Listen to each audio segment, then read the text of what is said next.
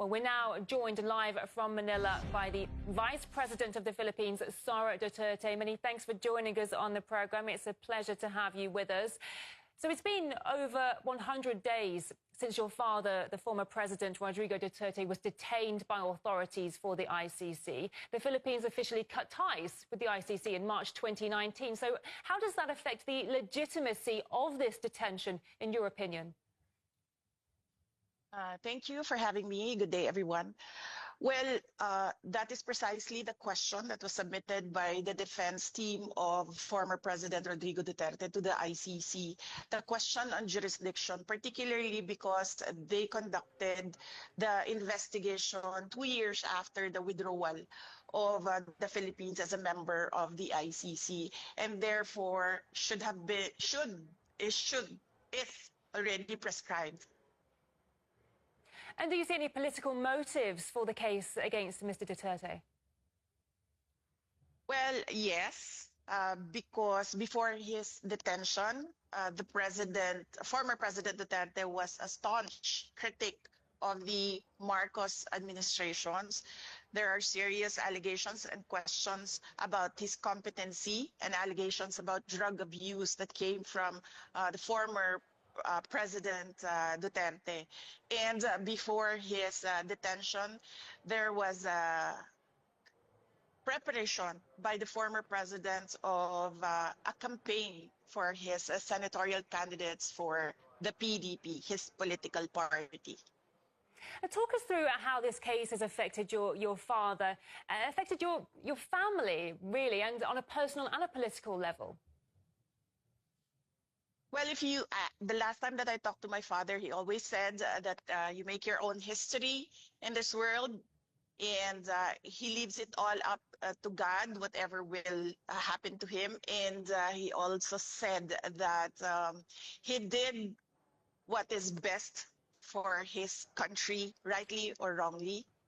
As for the family, we have been more closer now.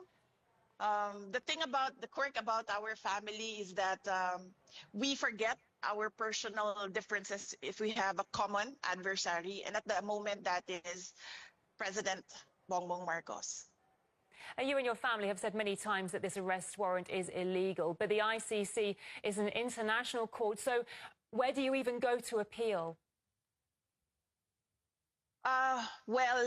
There was a Senate investigation that was conducted by Senator Amy Marcos and was supported by some of the senators in the Philippine Senate. And she submitted her findings to the Ombudsman here in the Philippines, and she recommended filing charges against the individual who implemented the rendition on former President Duterte. You recently argued that your father should be permitted an interim release to a third country because of his age. He's 80 years old. What is his current condition at the moment, and what sort of toll is this case taking on him? At the moment, he's in his thinnest. You've never seen him this thin. I've seen him from pictures when he was single, and that was the thinnest that I've seen him, and this is about the same. At that time, I lost so much weight, and he has a problem with the cold and the weather in The Hague. And then he has of course, he has no appetite because the way that the food is cooked is not really the same as traditional Filipino dishes. And of course, there is that longing to be with familiar faces, family and friends.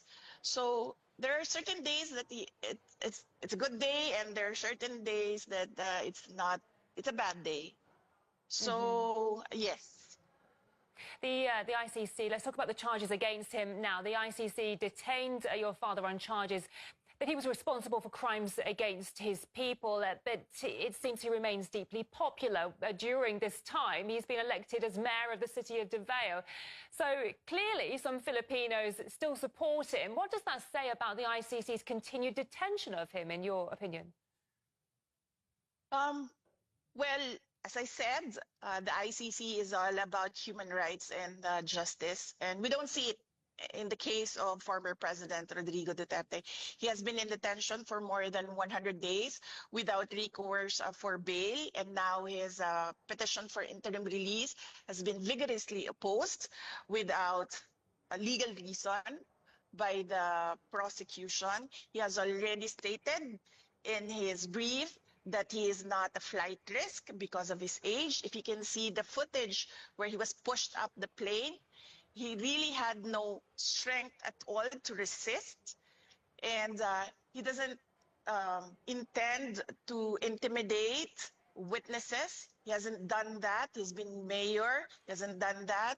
He was president when the ICC case was filed. He hasn't done anything at all with the witnesses. We all know the list of witnesses because we have information coming in from the investigations conducted by ICC investigators here in the Philippines, and he hasn't done anything. For the past 2 years, we've been telling him to prepare for the ICC case, but he said that it's all crap, it's nothing. And clearly, when we heard the charges, we found out that it's really nothing. It's 43 counts of murder. That's not even close to crimes against humanity. It must be an incredibly stressful time for you and your family. What message would you send to Filipinos around the world who continue to support your father? Yes, in fact, majority of the Filipinos in the Philippines continue to support former President Duterte. A lot of them pray for his return to Davao City, and a lot of them pray that he will be acquitted of the charges. And we thank the Filipino communities around the world for their prayers. It is a big help, and it helps President Duterte to know that Filipinos regularly visit The Hague, even if they are just outside the detention unit. And Filipinos regularly conduct rallies so that the world will listen of the injustice that is done to him by the ICC. And indeed, you have your own concerns currently with an impeachment process against you in the Philippines. You say it's politically motivated. Explain to us, what could these motives be exactly, and who do you think could be behind this? Well, it's all about the refusal or the intent of President Marcos. It is the intent of President Marcos not to step down. He wants to perpetuate himself or his family in power. It is clear from the moves of his administration against political opponents. And in fact, one of his relatives, and this is a personal knowledge of mine, has expressed that he wants to run for president. This all started with the People's Initiative, wherein they wanted to amend the Constitution to shift into a parliamentary form of government where the Prime Minister is not voted by popular choice. When they failed in this, they started the impeachment. And clearly, evidence shows that the members of the House of Representatives, and many of them who signed, did not read the articles of impeachment. And one particular member of the House of Representatives already said publicly that there was money in exchange for the signatures in the articles of impeachment. Because I am the front runner in the presidential race in 2028, the survey shows that. And I think they want to eliminate the front runner. I see. Do you think there might be a connection between the detention of your father and the impeachment process against you? I believe so, yes. They think that if they take out former President Duterte, they will weaken me because it's one brand, it's one family. The Philippine Senate recently returned the impeachment complaint to the House. What will the next steps be? Well, I do not know with the Senate what will be their next steps. They required us to submit an answer to the articles of impeachment, and we did that. We submitted it the other day, and we're waiting for instructions from the Senate on what to do next. As you were just saying yourself, there are many people claiming that the impeachment process against you is designed to block your potential candidacy for the 2028 elections. Do you plan to run for the presidency if you are acquitted of the current charges? I have not planned anything for the presidential race of 2028. Some supporters have given me a deadline of the fourth quarter of the year 2026. So that is when I will decide if I will run for president on 2028.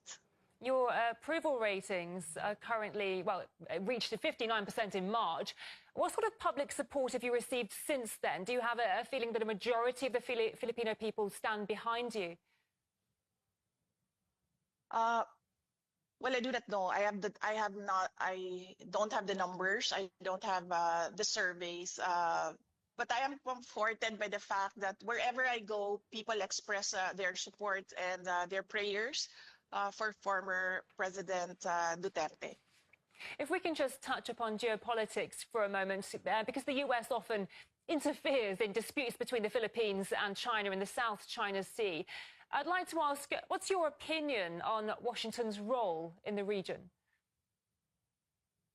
Well, for the Philippines, our constitution clearly states that we should have an independent foreign policy. So our relationship with the U.S. and our relationship with China should be two separate engagements, and we should not lean towards the U.S. for our problems with China, particularly our issues in the West Philippine Sea. Yeah, the Philippines is kind of in the middle of all this, isn't it? Because the Philippines being a long-time ally of the US and Asia, at the same time, Manila maintains robust trade ties with China. So I'm just wondering how difficult it is for the Philippines to find the right geopolitical balance between these rival superpowers. Well, as you can see right now, the Philippines, clearly the administration of President Marcos is leaning towards the U.S. and is alienating China. And I really believe, and I've been asking for his explanation on where is the independent foreign policy of the Philippines currently. And I believe that the Philippines should not be involved in the cooperation and competition at the same time of the US and China, being a middle power in the game of supremacy and domination. You need money and power, which the Philippines does not have at the moment. We will get to that in the future, but not right now. So it is best for us to stay in the middle. And as I said, keep our relationships separate and do not lean towards one country or the other. A pleasure speaking to you today. Many thanks for your time. We've been talking to the Vice President of the Philippines, Sara Duterte. Thank you. Thank you.